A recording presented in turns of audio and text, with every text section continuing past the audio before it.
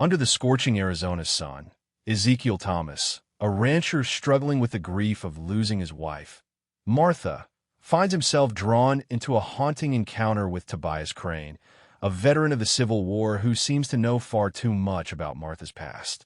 As Ezekiel walks the dusty streets of Copper Ridge, he stumbles upon a man lying on a crude cardboard cross in the middle of the street, labeled with a sign that reads, "You walked past me yesterday." This unsettling sight marks the beginning of a journey that will shatter Ezekiel's understanding of love, loyalty, and vengeance. A world-weary stranger holds the answers to the secrets his late wife kept, and the revelation threatens to tear apart the fabric of a life he's fought so hard to hold on to. The heat of the Arizona sun blazed down on Copper Ridge, the town's narrow streets shimmering in the sweltering midday light. The wind barely stirred the dust that clung to the dirt roads, and the air seemed to hang heavy with the scent of dry earth and forgotten promises. Ezekiel Thomas walked with the slow, deliberate gait of a man who had long since given up the fight for happiness, his eyes fixed on the ground as he moved. It had been 3 months since Martha passed away, 3 months of walking these same streets, feeling like a ghost in a town that had no room for the morning. Each morning, he left the house they had built together, the creaking front door a reminder of a life that once was. Their ranch had once been filled with laughter, love, and the sound of hooves in the fields, but now it was just an empty house, a hollow shell of what could have been. Ezekiel had not been the same since the fever took Martha. She had been his heart, his anchor, and without her, the world felt like a desolate place. As he passed through the dusty main street of Copper Ridge, his steps faltered. Something in the air felt wrong. There, in the middle of the road, was a figure, a man, stretched out on the ground. The sight was so bizarre, so out of place, that Ezekiel's mind refused to comprehend it at first. But then, as he drew closer, he saw it clearly. A man lay sprawled across a crude cross of flattened cardboard, his arms stretched wide, his body held in place by thin ropes. The cardboard beneath him was stained with dirt and sweat, the sign pinned to his chest reading in crude, uneven letters, "You walked past me yesterday." Ezekiel's heart skipped a beat as he stopped dead in his tracks. This wasn't some drunken fool or a street performer trying to make a spectacle of himself. No, this was deliberate, painful, intentional. The man was suffering, not for the eyes of the crowd, but as a statement, as if his very existence demanded to be seen. The sight was disturbing in its quiet intensity, like a living symbol of the pain and neglect that had plagued the town and perhaps the world itself. For a long moment, Ezekiel stood frozen, staring at the man. His body was weathered, worn by time and hardship, but his face was familiar, too familiar. There was something about his eyes, even though they were closed now, that tugged at Ezekiel's memory. It wasn't until he drew closer, his boots crunching in the dust, that the realization hit him like a slap across the face. Beneath the layers of dirt, beneath the rags of clothing, he could see the faint remnants of a military uniform. The man's jacket, torn and faded, bore the unmistakable insignia of the cavalry. The sight hit Ezekiel like a punch to the gut. This wasn't just some random stranger.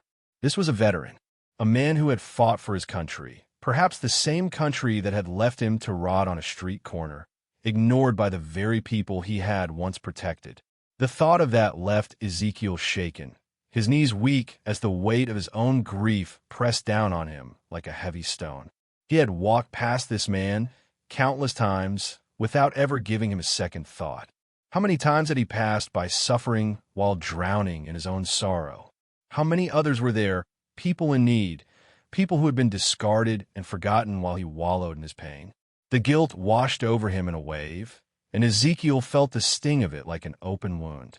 The man's eyes fluttered open, and in that instant, they locked onto Ezekiel's. There was no fear in those eyes, no anger, only something deep and knowing, as though the man had been waiting for him all along. It wasn't just recognition of a face, but recognition of pain. The kind of pain that spoke louder than words, louder than the passing days, the kind of pain that didn't go away even when it was buried under the weight of time. You walked past me yesterday. The man's voice was rough, like sandpaper scraping over stone, but his words cut through Ezekiel's defenses with surprising clarity. The voice didn't belong to a broken man. It belonged to someone who had seen too much, someone who had felt too much. Tobias Crane. The name rang through Ezekiel's mind, and he immediately recognized it, though he hadn't heard it spoken in years. Tobias slowly sat up from the cardboard cross, his movements deliberate, almost too steady for someone who had just been tortured and left for dead. His eyes never left Ezekiel's as he stood, the ropes biting into his wrists as he untangled himself.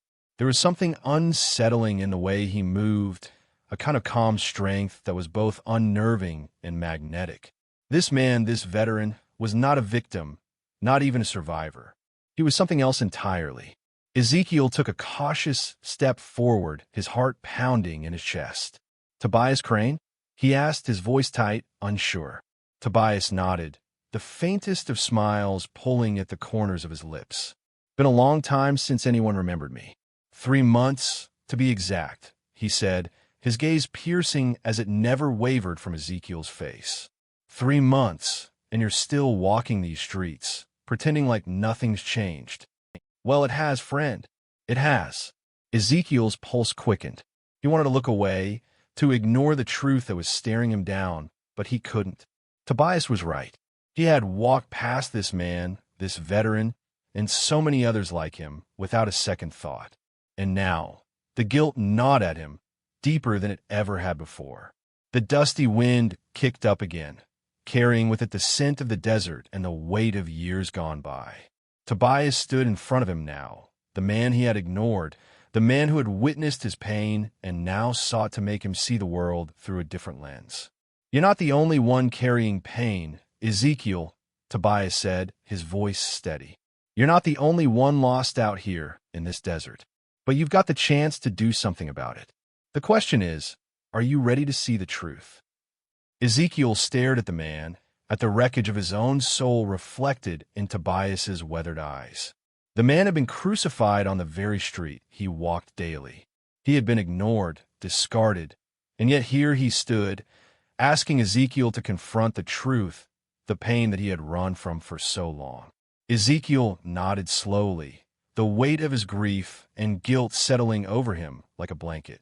"What do you want from me?" Tobias's expression shifted, a flicker of something like sadness passing over his face before he spoke again. "Redemption, and perhaps a little justice." The wind blew harder now, and dust swirled in the air, making the world feel smaller, like the desert was closing in on them. Ezekiel stood frozen in place, his eyes still locked with Tobias Crane's. The sound of the wind was deafening, but it seemed to echo only inside his head. Everything felt unreal, like a nightmare he couldn't wake up from, but the man in front of him was as real as the earth beneath his feet. Tobias's eyes, clear and piercing, held a strange understanding, an unspoken familiarity. It was as if the man knew everything about Ezekiel, everything about the grief that had crippled him since Martha's death. There was no judgment in Tobias's eyes, only the quiet recognition of shared pain. It was unsettling, like staring into a mirror that showed not just your face, but your soul. "I've been watching you," Tobias said, his voice rough as gravel, but steady. "Watching you walk these streets every day, your heart as heavy as the ground beneath your feet." Ezekiel's breath hitched at the words. It was impossible, but somehow Tobias was right. He had been walking these streets for months, numb to the world around him. He had buried his wife, but the real burial had been in his heart. He had locked himself away in the memories of Martha, refusing to look beyond them. His grief had become his prison, a place where he could hold onto what he had lost, never allowing himself the chance to move forward. But Tobias had been watching him. How long had he known? How much had he seen? Ezekiel stepped back, his heart pounding in his chest, but Tobias's words followed him like a shadow. "You think you're the only one hurting, don't you?" Tobias continued, his voice getting louder now, each word like a blow to the gut. "You're not. We all have our burdens, Ezekiel. Some of us, we choose to carry them. Others, like you, think you can bury them in the dirt and hope they vanish. The words struck deep, each one unraveling the fragile threads that had held Ezekiel together. He wanted to shout at Tobias, to tell him he didn't understand, that he didn't know what it was like to lose someone you loved more than anything. But Ezekiel didn't say anything. The pain in Tobias's eyes told him everything he needed to know. Tobias knew loss, too. "I was there," Tobias said, his voice dropping to a whisper. "I saw the way you looked at your wife when you buried her. I heard the church bells ring for her, the same way I heard the bells for the men I lost in that hellhole they called a war." Tobias paused for a moment, his expression unreadable. "You got a load of guilt on your shoulders, Ezekiel. I can see it. You walk around carrying her death like it's your fault. But it's not. It's just life, just the way the desert works." Ezekiel shook his head, his throat tightening. "You don't understand," he murmured. "She died of the fever. I couldn't save her. I couldn't." Tobias cut him off with a single raised hand. "No, you couldn't. But that doesn't mean you're responsible. You're just a man, Ezekiel. A man who lost someone he loved. The question is, what do you do with that pain? What do you do when the world hands you a burden you can't carry?" The question hung in the air between them, sharp and unforgiving. Ezekiel opened his mouth to respond, but no words came out. What could he say? How could he justify the emptiness that had filled him since Martha's death? What had he done but walk through life, blind to everything around him? "You've been walking this town every day, looking for answers in the wrong places," Tobias said, stepping forward, his voice growing more intense. "You think the town's going to give you peace. You think you'll find solace in your work, in your routines, in your grief. But that's just the desert fooling you. That's the silence lying to you. There's no peace here, not for men like you and me." Ezekiel stared at the ground, his fists clenched by his sides. Tobias was right. The silence had always been louder than any words could be. And the pain had become part of him. He had let it consume him, let it define him, and now it was all he knew. "But there's a way out," Tobias continued, his eyes burning with something dark. "I can help you find it. But first, you've got to make a choice. A choice between the man you were and the man you could be." Ezekiel looked up at Tobias, confused. "What choice?" Tobias's lips curled into a smile, but it wasn't a smile of kindness. It was a smile that held secrets, that hinted at something dangerous. "You've been running from the truth, from the things you did, from the things you've lost. But what if I told you that the truth could set you free? What if I told you that the pain you're carrying is the key to your redemption?" Ezekiel shook his head, not understanding. "I don't want redemption," he said quietly. "I just want the pain to stop." Tobias's expression softened, just for a moment, before it hardened again. "That's the problem," he said. "You don't get to choose when the pain stops, but you do get to choose what it does to you. You can let it break you, or you can use it to rebuild yourself into something better." The word was like a slap across the face. Ezekiel wanted to run, to escape, but he couldn't move. He was caught in Tobias's gaze, trapped in the whirlwind of his words. Could he really rebuild himself? Could he find redemption after everything he had done? "I've seen you," Tobias said, stepping closer, his voice dropping to a whisper. "I've seen the way you look at your life, like it's already over. But it's not, Ezekiel. Not yet. You've still got a choice to make. And you can make it now." Ezekiel took a shaky breath, his heart racing. His mind was spinning, thoughts colliding with each other. Could he face the truth? Could he let go of the guilt that had defined him? The answer was elusive, like a whisper in the wind, something he couldn't quite grasp. But before he could respond, Tobias turned and began walking away, his bare feet silent on the dusty street. "I'll be waiting," Tobias said over his shoulder. "But you've got to come to me. I won't chase you." Ezekiel stood there for a long time, watching the man disappear into the heat of the day. The street was empty now, the silence all-consuming. The truth that Tobias had offered hung in the air, waiting for Ezekiel to make his choice. The desert didn't forgive, but maybe, just maybe it could offer something more. Ezekiel stood alone in the middle of Copper Ridge, the weight of Tobias's words pressing heavily on his chest. The desert air felt thicker now, as though the very atmosphere was closing in around him, suffocating him. He had been walking these same streets for months, trapped in the haze of grief over Martha's death. But now, for the first time, he felt something else, an awareness that the grief he had been carrying was a lie, a shield to protect him from a truth he wasn't ready to face. The past, so neatly buried, had resurfaced with Tobias's unsettling presence, and now Ezekiel was left to confront the truth he had ignored for so long. He turned toward the church at the edge of town, its bell tower looming against the horizon, casting a long shadow across the town's empty streets. The building had always been a place of refuge for the people of Copper Ridge, a place where they gathered to mourn, to pray, to find solace.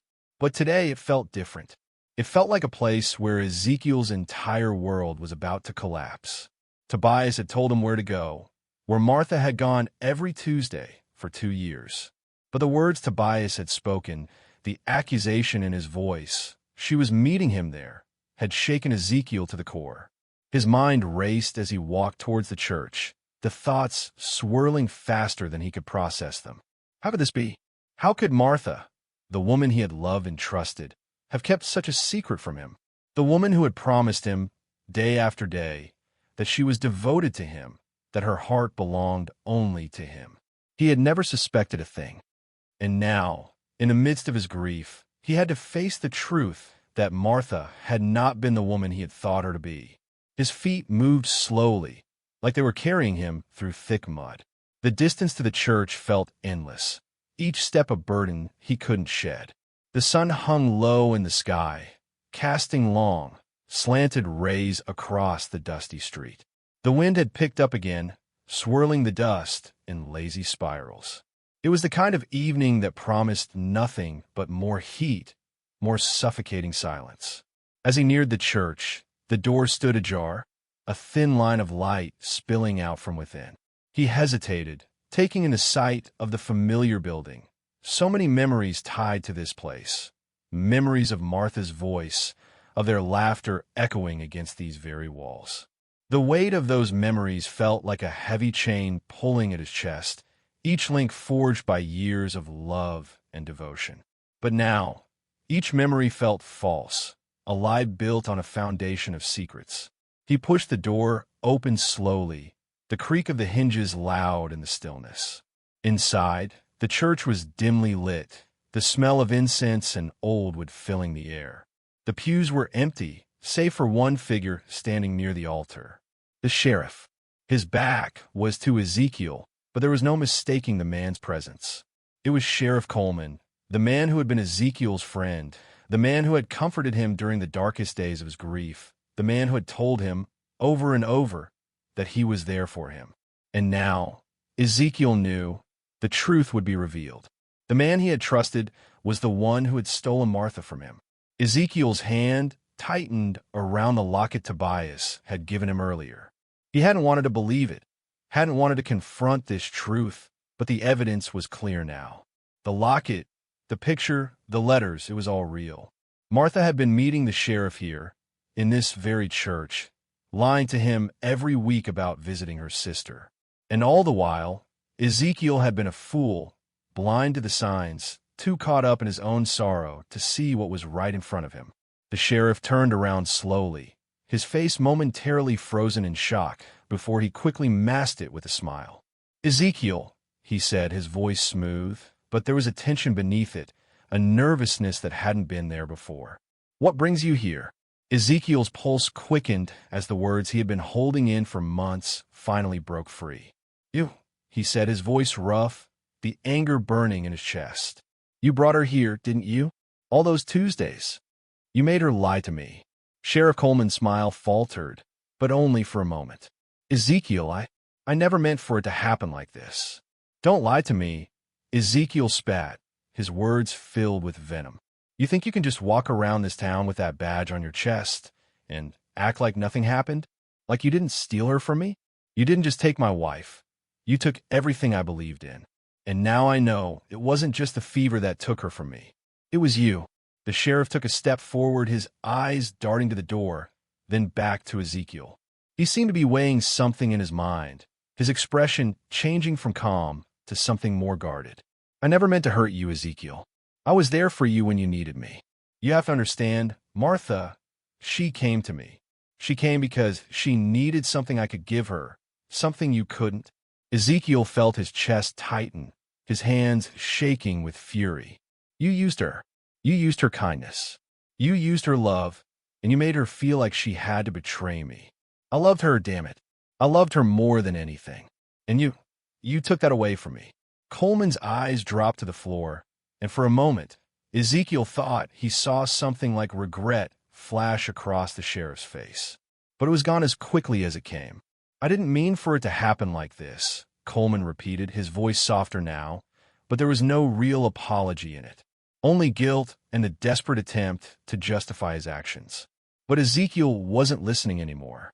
The man he had trusted, the man who had been his friend, had betrayed him in the worst possible way. And now, standing here in the church that had been the backdrop to his marriage, Ezekiel realized that there was nothing left for him in Copper Ridge anymore. She loved me, Ezekiel said, his voice quieter now, but the finality of it hung in the air like the dust swirling in the sunbeam. She loved me. She never stopped loving me. You may have been the one she turned to, but I was the one she chose.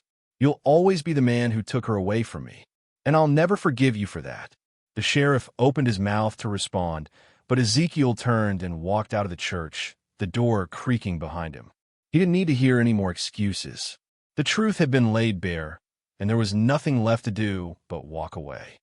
Ezekiel stepped back into the sunlight, the heat of the day striking him like a slap across the face. His heart was heavy with the weight of the truth, but there was something else there too, a sense of finality, a sense that this chapter of his life had come to an end. As he walked through the town, the faces of the people around him seemed to blur into the distance. Copper Ridge was no longer home to him.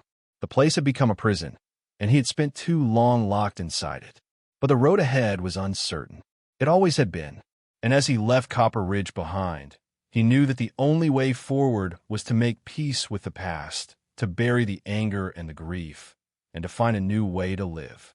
The desert stretched out before him, wide and empty, and Ezekiel took the first step toward the future, uncertain of what lay ahead, but determined to find his way. The truth had shattered everything he had known, but it had also set him free. The sun was sinking lower in the sky as Ezekiel stood just outside the church, his body still trembling from the revelation, the weight of the truth heavy in his chest.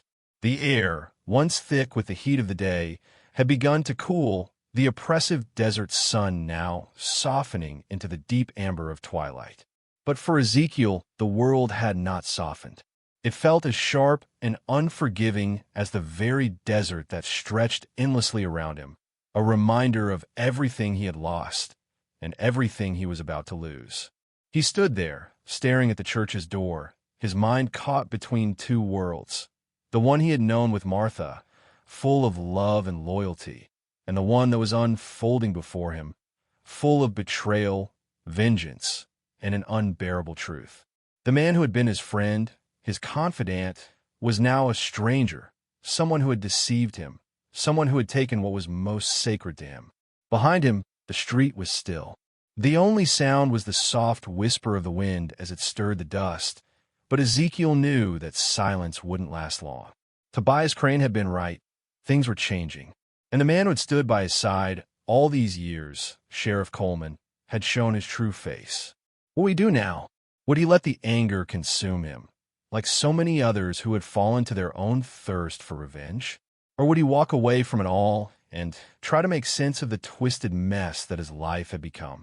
Ezekiel's gaze shifted toward the saloon on the corner, where he could hear muffled laughter and the clinking of glasses. His steps led him there without thinking, as if his legs knew the way by heart. The doors creaked open with a familiar sound as he entered, the dimly lit interior of the saloon almost comforting in its emptiness. The usual patrons were scattered at the bar, drinking away their troubles, their voices a dull hum in the background. But Ezekiel didn't care for the noise anymore. He couldn't drown out the thoughts swirling in his mind. As he approached the bar, the bartender, a grizzled man with a weathered face, didn't look up. Ezekiel wasn't here for conversation.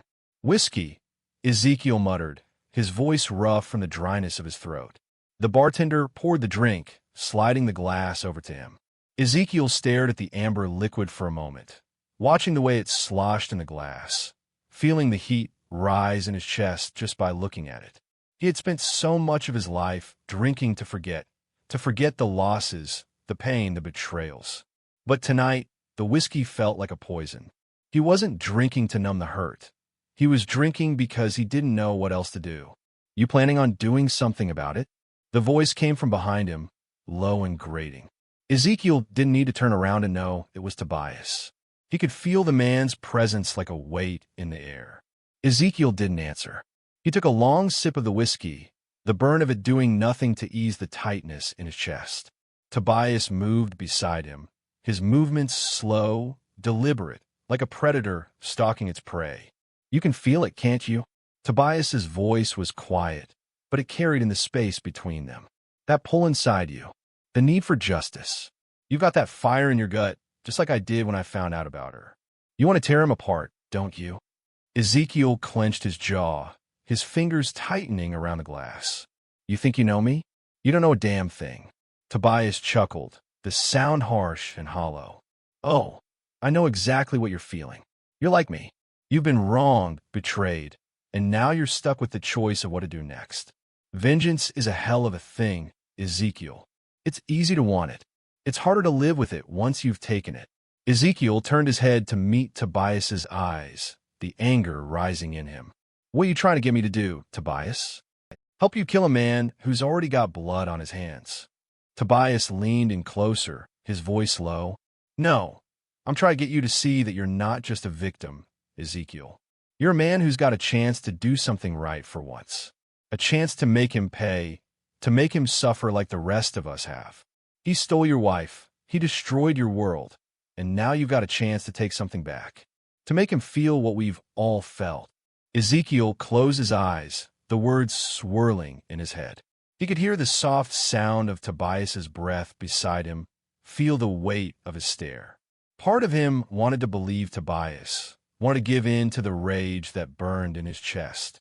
Another part of him wanted to walk away, to leave the town behind, to forget about the sheriff and the lies and the betrayal. But he couldn't. He couldn't forget what had been done to him, to Martha, and to everything he had ever believed in. "You've been playing with fire, Tobias," Ezekiel muttered, his voice thick with frustration. "But fire burns everything it touches, even the ones who think they can control it." Tobias's smile was grim. "I'm not the one who's lost control, Ezekiel. You are. You've been running from the truth, hiding in the grief, thinking it'll all go away. But does it? The truth always catches up to you." Ezekiel stood up suddenly, his chair scraping loudly against the floor. He didn't know what he was going to do, but he knew one thing for sure. He couldn't let Tobias drag him down the path of vengeance. He couldn't become like him. "I'm not like you, Tobias," Ezekiel said, his voice steady. "I don't need revenge. What I need is to face the truth. And the truth is, I'm done running." Tobias stood there for a moment, his eyes narrowing, and then he gave a low chuckle. "You think you can walk away from all this? You think the desert will let you forget what you've seen?" Ezekiel looked at Tobias one last time, then walked out of the saloon, his mind set on the one thing that had eluded him for so long: peace. The desert stretched before him, the shadows growing longer as the sun set behind the mountains. It was time for him to find his way out of the darkness, even if it meant leaving everything behind. The streets of Copper Ridge grew quieter as the sun sank lower, casting long shadows over the town, painting the world in shades of amber and gold. The distant howl of a coyote echoed across the valley, breaking the silence that had settled like a heavy fog over the land. Ezekiel's footsteps were the only sound left in the dying light as he walked toward the sheriff's office, the weight of Tobias's words still pressing heavily on his heart. The truth, so painfully clear, had left him in a state of turmoil. His mind kept returning to the confrontation, the gunshot in the air, and the burning question that now hung before him. What would he do with the truth?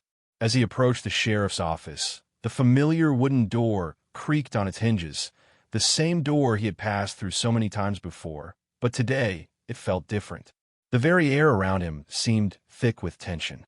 The town seemed to hold its breath, as though it knew that whatever decision Ezekiel made would change the course of his life, and possibly the lives of everyone in Copper Ridge.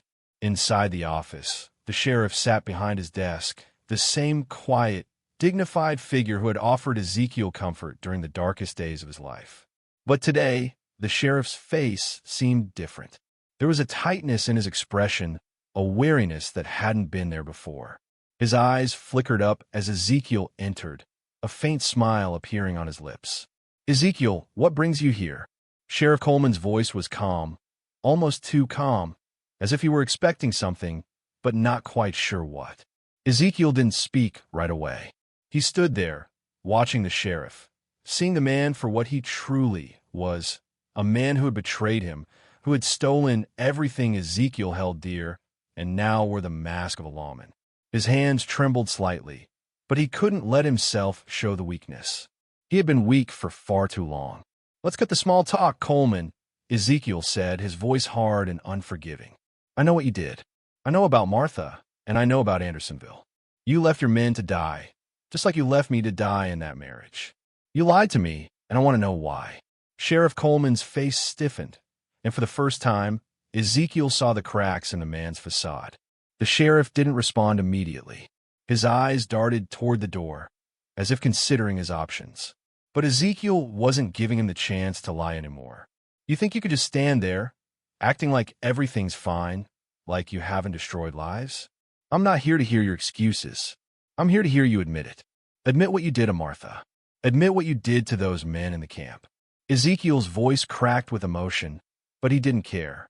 He wasn't afraid of this man anymore. He wasn't afraid of the truth. Coleman sighed deeply, the sound heavy with years of guilt and regret. "I didn't want to hurt anyone, Ezekiel. I never meant to, but I had to make choices. You don't understand what it was like. You don't understand what I had to do to survive." Ezekiel's eyes flashed with fury. "Survive? Is that what you call it? You abandoned your own men, let them rot, and then you came back to this town like some hero, wearing that badge like it means something. You destroyed everything Martha and I had, and now you're sitting there pretending you've done nothing wrong." Sheriff Coleman's shoulders slumped, his bravado fading as the weight of the truth settled in. He opened his mouth to speak, but the words didn't come out. He looked at Ezekiel, the sorrow in his eyes palpable. "I did what I thought was right at the time. I didn't know how to live with it after. But when I came back here, I thought maybe I could make things right. I thought maybe I could make up for what I did by helping you, by being your friend." Ezekiel shook his head, disgust creeping up his spine. "You can't make up for what you did. You can't fix this, and I won't forgive you for it. Not for what you did to Martha. Not for what you did to those men. Not for what you've done to me." The sheriff's face twisted in pain, but Ezekiel wasn't done yet. You knew exactly what was happening between you and Martha, and you let me bury her in that damn grave without a clue. You didn't just take her from me. You took everything I believed in." The sheriff stood up from behind his desk, his eyes wild with desperation. "I'm sorry, Ezekiel. You have to believe me. I didn't want this. I didn't want to hurt you. But the war changed me. It changed all of us. I made decisions I regret every day, but I can't undo them. I can't take it back." Ezekiel took a step closer to the sheriff, the heat of his anger rising in his chest. "No, you can't take it back. You can't undo it. But what you can do is face the consequences. And for once, stop hiding behind that badge and that lie. You don't deserve forgiveness. You don't deserve peace." The sheriff's face crumpled, and for a moment, he looked like a man who had finally been broken. "What do you want from me, Ezekiel? What do you want me to say? Do you want me to tell you it was all a mistake? That I never wanted to hurt you? That I never wanted to take her from you?" Ezekiel's voice was low, cold, like a knife cutting through the tension. "I want you to admit that you're not the man you've pretended to be. I want you to admit that you're a coward, and that you've been living in a lie for years." There was silence between them, heavy and thick, before the sheriff finally spoke. His voice was barely a whisper. "I can't undo what I've done, but I can try to make it right. I can try to fix things, even if it's too late.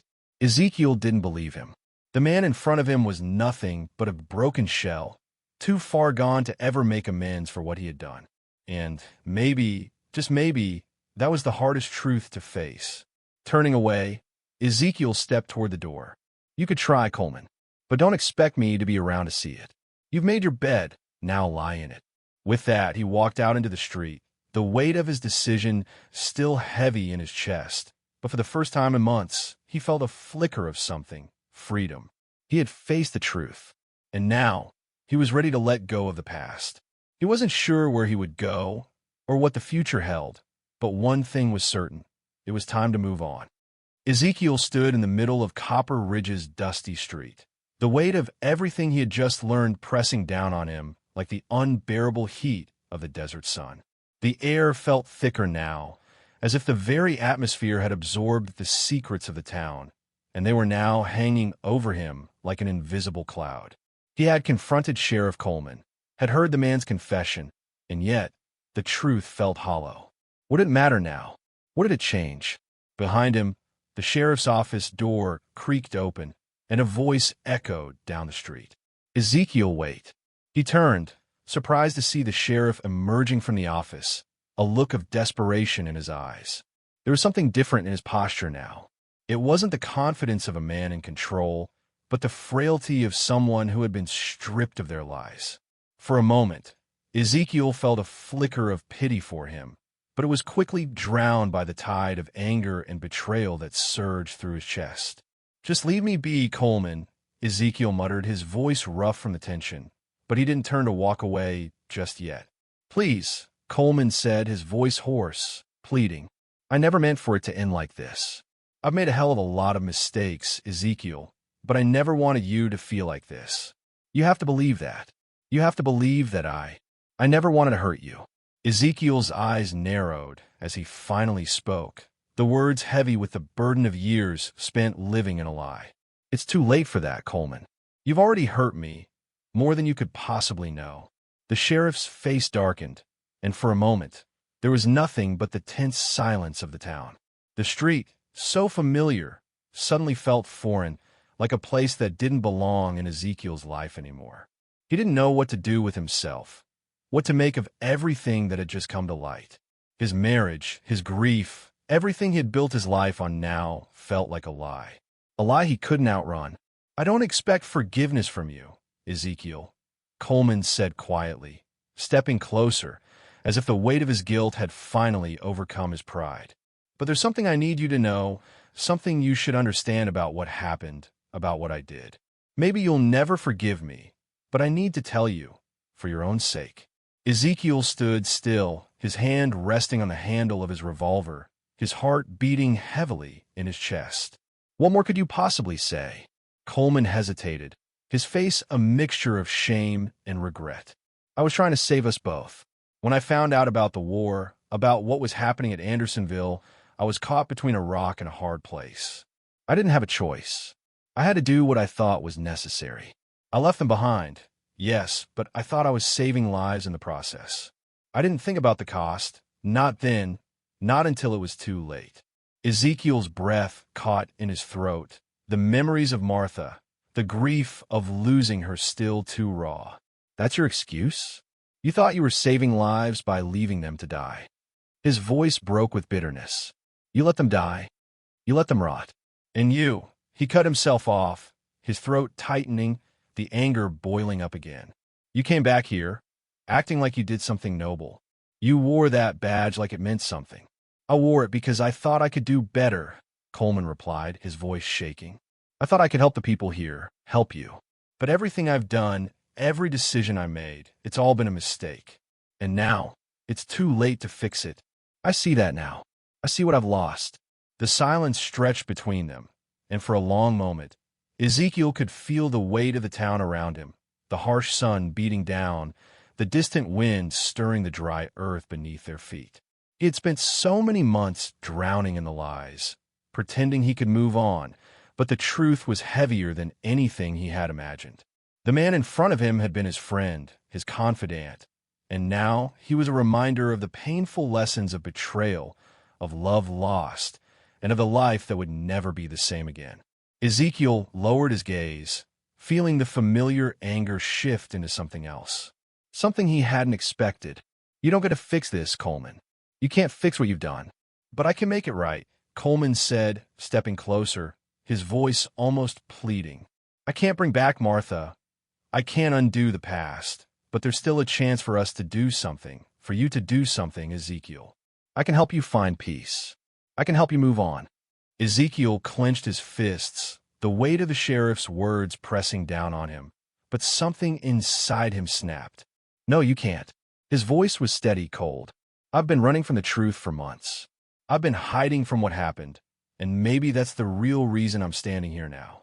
You don't get to fix this, Coleman. You can't fix what you did. All you can do is live with it." With that, Ezekiel turned and started walking away. His boots kicked up the dry dust beneath him as he moved, and as he walked, he could feel the weight of the town lifting off his shoulders. For the first time in months, he felt something shift inside him. The path ahead was uncertain, but one thing was clear. He couldn't stay in Copper Ridge anymore. He couldn't live with the ghosts of the past anymore. As he made his way to the outskirts of town, the sun dipped lower, casting the long shadows of the evening over him. He didn't know where he was headed, only that it was away from this place, away from the pain, away from the lies, away from the man who had once been his friend, but had become a symbol of everything wrong in his life. The desert stretched before him, vast and empty like the space inside him. And for the first time, Ezekiel felt like he was walking towards something new, something that had been waiting for him to find it. Whether he found peace or not, he didn't know. But one thing was certain: he would never be the same again. Ezekiel walked away from Copper Ridge, the weight of his past trailing behind him like a shadow he couldn't escape. The dusty streets of the town blurred in his memory, each corner and storefront now a part of something he'd left behind.